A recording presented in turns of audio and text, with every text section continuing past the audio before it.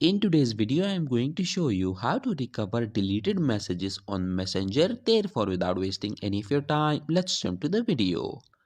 So in order to recover your deleted messages on Messenger, what you need to do is to open the Messenger application.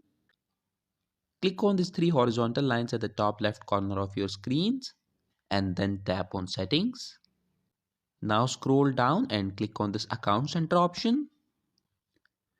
Then click on your information and permissions. Tap on download your information. Then click on request a download. Make sure that your Facebook account is selected and click on next. Then click on this option that says select types of information. Okay, since we only want to recover our deleted messages on Messenger, therefore select this messages option and click on next. Then tap on submit request. After you click on submit request, within the next 24 hours, a file containing your deleted messages on Messenger will be sent to your email address.